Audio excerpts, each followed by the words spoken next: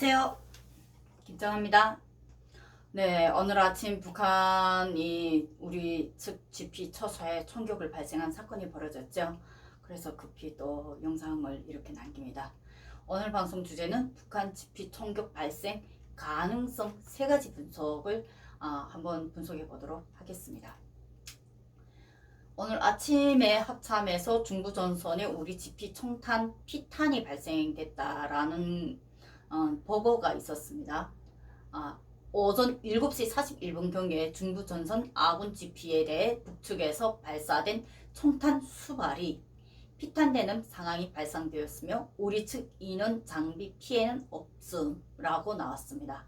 이에 우리 군은 대응 매뉴얼에 따라 현장 지휘관의 판단에 경고 방송 및 사격 2회를 실시했다고 했습니다.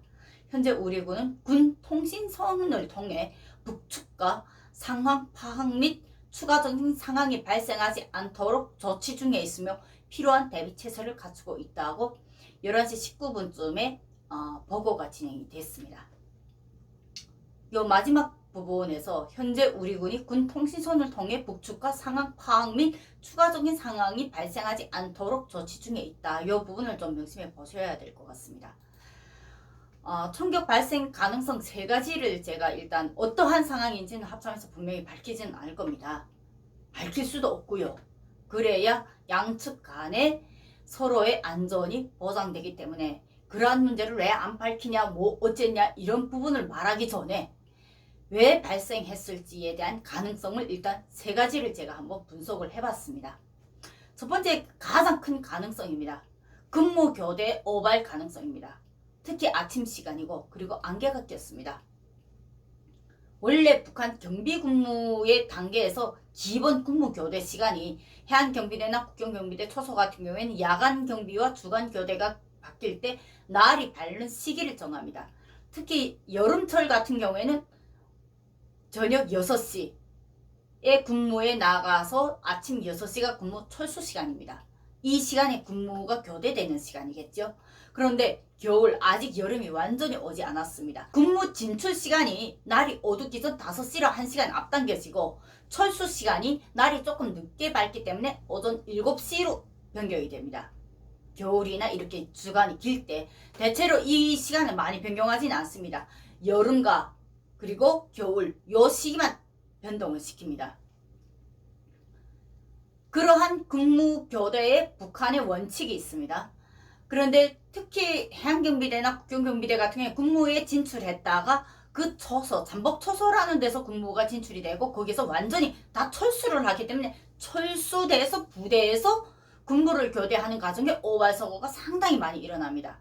오발사고가 가장 많이 일어나는 원인이 뭐냐면 야간 근무를 장시간 썼던 사람들 그리고 그런 사람들이 근무 교대 이후에 장탄 뽑아 격발기 당겨 방아쇠 당겨 이거를 로봇처럼 진행하는데 이 순서를 가끔씩 졸면서 바꿔 진행하는 친구들이 많아요. 아주 상당히 많습니다. 그렇기 때문에 북한군 근무 단위에서의 오발사고 문제는 정말로 가장 큰 사건 사고 중에 하나입니다. 그래서 앞에 있는 사람 잘못 총을 45도 각으로 이렇게 높이 세우고선 격발기를 당겨서 방아쇠를 당겨야 되는데 그 격발기 안에 탄알이 장진된 걸 모르고 격발기를 당겼다가 앞에 있는 전우를 쏴 죽이기도 하고 맞은편에 있던 군인을 쏴 죽이기도 하고 다양한 문제가 많습니다. 그래서 만약 오발사가 나더라도 인명피해를 막기 위해서는 무조건 총신을 45도 각으로 올리 세우라. 이것이 규칙이었습니다. 그런데 오늘 아침에 발생한 이 사고 같은 경우에는 그런 상황하고 조금 다릅니다. 어떻게 다르냐? 첫째로 거리입니다. 사거리. 북한군 초소에서 우리 군 초소까지 사거리가 가능한 거는 이동식 자동보총 68식, 58식 북한의 자동보총 가지고는 충분히 거리가 되지는 않습니다. 그럼 이 사거리가 가능한 게 뭐냐? 기관총일 가능성이 크다는 겁니다. 그리고 실제 기관총이라고 발언하신 전문가분들도 계셨거든요. 교대 시에 기관총 같은 경우에는 이동식 무기가 아닙니다. 이게 무슨 뜻이냐면 초소에 장착된 무기라는 겁니다. 북한군 GP 초소에서 우리 군 초소로 마주하고 있는 최전방이기 때문에 이 무기는 항시적으로 우리 군을 향해서 조준돼 있는 무기라는 겁니다. 그러면 여기에서 문제가 저준돼 있는 상황에서 근무교대 성우들이 근무교대하면 기본 근무교대 수칙이 뭐냐면 가장 중요한 것이 탄알이 정확히 있느냐, 무기 상태가 정상인가를 검사합니다. 지금 수발이라고 했는데 정확히 지금 거론되기는 4발인 걸로 제가 알고 있습니다. 그 기관총에 장착되어 있는 기관총에 무기 교대를 하는 과정에 발생됐을 오발이 상당히 크다는 걸 저는 솔직히 이걸 딱 보는 순간에 발사된 발사 수와 탄알 수와 그리고 그 이미 저준되어 있는 총에서 이미 발사됐을 때는 그들이 원하든 원치 않던 방향이 이미 우리 초소로 저준이 되어 있기 때문에 그렇게 발사됐을 가능성이 상당히 크다는 겁니다. 제가 오늘 이 총격 발생 가능성에서 가장 크게 반 조건이 바로 이 첫 번째 조건이고, 만약 이것이 아닐 가능성, 또 다른 가능성을 봤을 때는 야생 짐승 사냥입니다. 이게 뜬금없이 왜 야생 짐승 사냥 얘기가 나오냐라고 할 수 있는데, 국경경비대, 해안경비대, 최전방 민경초소들 가장 심각한 비리 사건들 중에 하나가 실타능을 가지고 야생 짐승들을 잡아서 그걸로 뭐 배고픔을 달래는 먹는다던가 아니면 그러한 물개라던가 녹용, 사슴이라던가 다양한 이런 보호동물들 있잖아요. 이런 동물들 같은 경우는 잡아서 중앙당에 이렇게 뇌물로 올려보내는 경우도 상당히 많습니다. 이거는 과거에 증언들도 있었고, 특히 GP, DMZ 기간은 정말 우리 대한민국뿐 아니라 전 세계가 다 알다시피 반세기 동안 거기는 보호된 자연 공간입니다. 그 안에 많은 짐승들이 보호동물들이 많이 살고 있다는 거 언론을 통해서도 많이 공개됐을 겁니다. 이러한 문제의 가능성을 우리가 받는다는 거죠. 그럴 때 총신을 돌리지 않고 잘못 조준을 해서 쐈을 가능성도 생각해 본다는 겁니다. 장발이 아니라 거진 단발일 가능성, 4발이라는 가능성, 수발이라고 했는데 그 수발은 10여 발이라는 말하고 수발이라는 말은 우리 한국의 용어를 봤을 때도, 북한식 용어를 봤을 때도 최소한 5발 이하라는 걸 우리가 의미한다는 걸 전 말씀드리고 싶습니다. 이 북한 경계근무단위에서 가장 많이 일어나는 짐승 사냥, 실탄을 가지고 짐승을 사냥하는 문제는 솔직히 하루 이틀의 문제가 아니라 전 북한군에 이어서 해안경비대 같은 경우는 물개라던가 이러한 물범 같은 다양한 큰 짐승들을 사냥을 해서 중앙당에 올려 바치는 경우가 있고요. 자강도 같은 경우에도 호랑이나 무슨 사슴, 녹용 이런 짐승들을 국경경비대가 잡아서 또 올려 바치는 경우가 있고요. 이런 문제는 민경초소도 예외는 아닙니다. 이 부분을 꼭 명심해 주시기 바랍니다. 그러니까 다양한 그 안에서의 발생 가능성을 제가 지금 지난 경험을 통해서 그것을 분석해 드리는 겁니다. 다음 3번째 문제가 조금 민감할 수도 있는데요. 그래도 저는 이 부분을 빼놓고 싶지는 않습니다. 탈북하는 군인이 발생했을 경우 그를 추적하는 과정에 발생한 총격일 가능성도 있다는 겁니다. 물론 만약 탈북하는 군인이 나오게 되면 우리 군 초소에서도 분명히 보이겠죠. 그런데 왜 못 봤을 가능성이 있는가? 지금 안개가 낀 아침이라 했습니다. 안개가 꼈다. 안개가 꼈을 때 탈북 군인들, 지금까지 DMZ로 탈북한 군인들, 북한군 군인들 사례를 가장 많이 보면 안개 꼈을 때 가장 많이 이동했습니다. 이런 문제도 우리는 다시 눈여겨봐야 됩니다. 이 3가지 문제를 저는 지금 여기까지 정리했습니다. 마지막으로 제가 분명히 정리할 부분이 있겠죠. 네, 이 영상을 보신 분들 쟨 뭐니? 라고 하실 수 있는데 지금 언론에서 오늘 아침부터 그 부분을 가지고 많은 분들이 특수부대 가능성이다. 그리고 김정은 지시다 라고 확정하시는 유튜버 분들도 많으시더라고요. 제가 이 문제를 아예 거론을 안 하는 이유 첫 번째가 과거 북한의 도발을 한번 보십시오. 중앙당 지시, 김정은의 지시가 있을 때는 단 4발이라는 이런 짧은 총격으로 이루어지지 않습니다. 그 지시 자체가 달라요. 규모도 다르고요. 포탄에 쏘아 올리거나 연평도 폭격을 하거나 공중으로 포탄을 쏴도 10여 발 한 몇 발로 절대로 안 그친다는 겁니다. 10여 발 이상으로 나갈 때는 그거는 분명히 군 지시로 인해서 진행되는 사격이라는 겁니다. 그거는 그냥 우발이 아닌 거예요. 일단 그 부분 때문에 저는 김정은 지시로 이루어진 총격은 분명히 아닐 가능성이 크다. 북한 군에서도 군부에서 내리는 지시가 어느 정도의 아랫사람들이 반발이 일어나지 않고 수긍할 수 있는 지시가 내려옵니다. 북한군 군인들은 이러한 자존심이 상당히 높거든요. 그 안에서 그것만을 교육시켰기 때문에 그러한 부분이기 때문에 일단 뭔가는 진행되면 어느 정도는 한탄창은 풀어야 속이 시원한 거 아니야? 라고 하는 게 기본입니다. 그래서 그런 부분을 봤을 때에는 네발이라는 수발, 합참에서 발표가 수발이라고 했습니다. 수발이라는 게 짧은 총격이 과연 군 우에서의 최고사령부에서 내려온 지시로 인해서 이게 수발이 발생될 가능성이 있겠냐? 그건 아니라고 보거든요. 전에 우리가 DMZ 그 이쪽에 전단 때문에 허공에다가 12발 싼 적도 있잖아요. 벌써 10발이 이상 넘어갈 땐 이건 오발이 아닙니다. 그러나 일단 5발 미만까지는 우리가 오발을 봐야 할 가능성, 지난 경험으로 봤을 때 오발일 가능성은 상당히 크다는 겁니다.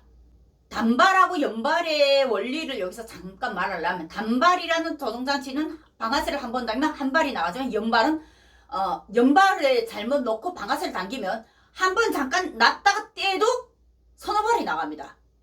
저는 그래서 이거는 분명히 오발일 가능성이 크다라고 봤거든요. 다음 문제가 지금 언론에서 또 나오는 문제가 특수부대다 라고 했는데, 특수부대 개념이 뭐겠습니까? 흔적을 남기지 않는 거예요. 이런 총격의 수발에 관련된 이런 총격으로 특수부대 절대로 동원 안 시킵니다. 그거는 아마 합참에 계시는 분들, 군에 관련된 분들은 분명히 다 아실 겁니다. 다음 또 한 가지 문제. 11시까지 긴장감이 흘렀다는 부분은 예상치 않는 부분이다 라고 말을 하시는 분들이 상당히 많으신데, 고이든 고이가 아니든 최전방입니다.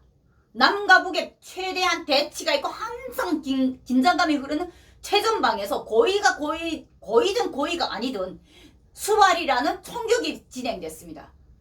긴장감이 흐르는 건 당연한 거 아닌가요?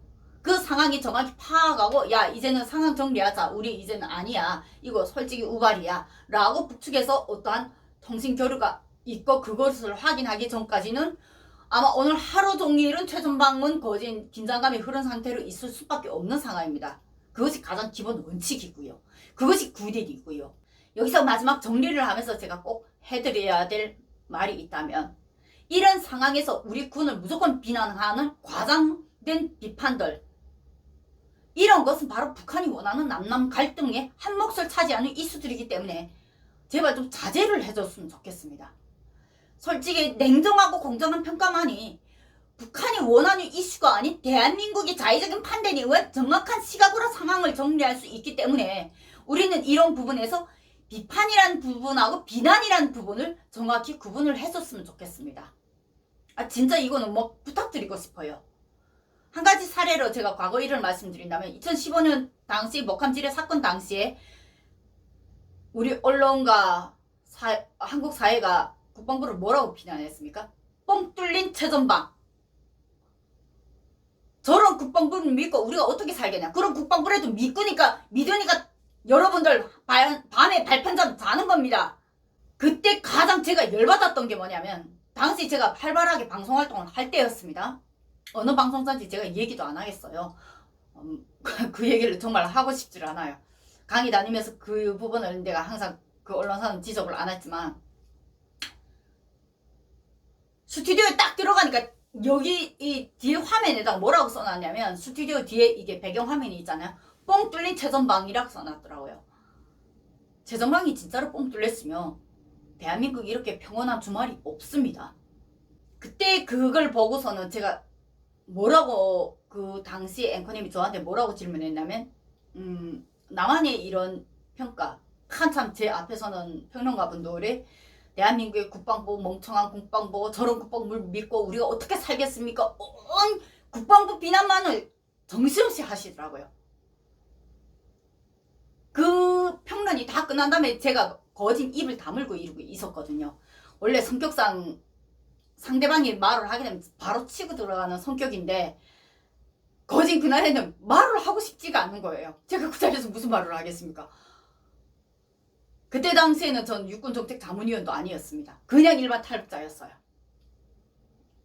그때 제가 앵커님이 저한테 이런 대한민국의 방송을 보고 북한이 어떻게 평가할 것 같습니까? 라고 앵커님이 당시에 저한테 질문을 해주셨습니다. 딱 한마디 했어요. 얼마나 좋아하겠습니까? 너무 좋아서 박수를 치겠습니다. 그러라고 이봉상 하는 거 아닙니까? 그때 상황 다시 보십시오. 목함지뢰 사건 당시에는 비열하게도 우리 최전방 초소에 몰래 진입을 해서 목함지뢰를 설치한 북한을 비난한 게 옳습니다. 그런데 그 경계가 들어올 동안 몰랐다고 뻥 뚫린 최전방이라고 북한의 비난보다도 대한민국 국방부가 먼저 비난을 받는 상황이었습니다. 대한민국 언론에서, 북한이 언론이 아니라. 그 최전방 한번 가보셨어요? 최전방에 가서 근무를 쳤던 군인들은 단 한 번도 그런 발언 못할 겁니다. 그러나 SNS나 이런 데서 가장 비난을 많이 하는 분들, 그런 군의 실현상을 가보지 못한 분들이 가장 그렇게 비난합니다. 어느 상황도 똑같다고 생각합니다. 군을 비난하기 전에 그러한 가장 기본적인 도의적 규칙도 안 지키는 북한을 먼저 비난하세요. 고의든 고의가 아니든. 우리 대한민국 국군인들, 우리 대한민국 국방을 대한민국 국민들이 지지해주지 않으면 누가 지지해줍니까? 북한이 지지해줍니까? 얼싸 좋다 너네 잘한다라고 박수칩니다. 지금 이 상황을. 누가 뭘 속인다 계속 그런 얘기하기 전에 그나마 거기에는 그래도 몇십 년 동안 수십 년 동안 그 군에 몸을 바친 분들이 계십니다. 그 최전방에서 근무 선 군인들은 그런 이슈를 볼 때면 얼마나 낙심하겠습니까? 잠복 근무라는 게 수년간 항시적으로 계속 밤에 근무를 서야 된다는 그 일이 인간으로서의 한계성을 얼마나 불러일으키는지 아십니까? 그 현장 가보셨어요? 저는 비록 병사생활 3년을 잠복근무를 했습니다. 그러나 지금도 평생 잊혀가 안 집니다. 그때 그 고통. 오늘 영상을 마치면서 제가 어제 김정은의 유고설에 관련돼서 김정은의 유고설은 북한의 대남 전략이다. 그 영상에 띄웠던 북한의 대남 전략 영상 다시 한번 띄웁니다. 다시 한번 보십시오. 항상 우리는 누군가를 비판하고 누군가의 잘못을 지적을 할 수는 있어도 그것이 비난으로 이어가고 그것을 한국 사회의 갈등으로 이어갈 때는 우리에게 도움이 안 됩니다. 그것은 북한에 도움이 됩니다. 군을 믿고 우리 군인들을 믿고 잘못된 부분의 지적과 비판은 할지라도 비난은 하지 맙시다. 아침에 그 이슈를 보면서 그 현장에서 지금도 긴장돼 있을 군인들을 생각하면 정말 얼마나 힘들까라는 생각이 나오는데 한쪽으로는 비난의 글, 한쪽으로는 우리 국방부 멍청합니다. 도대체 뭐합니까? 뭐 하겠습니까? 근무를 서지. 그런 상황이 발생되면 전군이 그 제대로 잠이나 자겠습니까? 징검다리 이 휴일날에 그들이 쉬겠습니까? 쉬지 못하잖아요. 그들이 응원의 한마디, 메시지 한마디 보내주는 것이 오히려 그들이 더 각성을 하고 우리 국민을 위해서 더 마음가짐을 다짐하고 그 자리에서 자기 역할, 본인의 임무 더 잘 수행하게끔 격려해 주는 게 옳은 거 아닌가요? 군인이라는 그 군복을 입었을 때 군인이라는 그러한 자긍심 어느 나라 군대나 다 있습니다. 대한민국 군인들도 반드시 그게 있을 겁니다. 이런 부분, 특히 이런 상황이 왔을 때 우리는 정말로 잘 판단하고 그에 대한 부분들 우리가 잘 정리해서 잘못된 부분들 우리가 따지고 들어서 이 정확한 상황을 바로 설명해 주세요. 여기까지만 좀 했으면 좋겠습니다. 심각한 비난은 정말 옳지 않다고 생각합니다. 오늘 방송 여기까지 마치겠습니다. 감사합니다.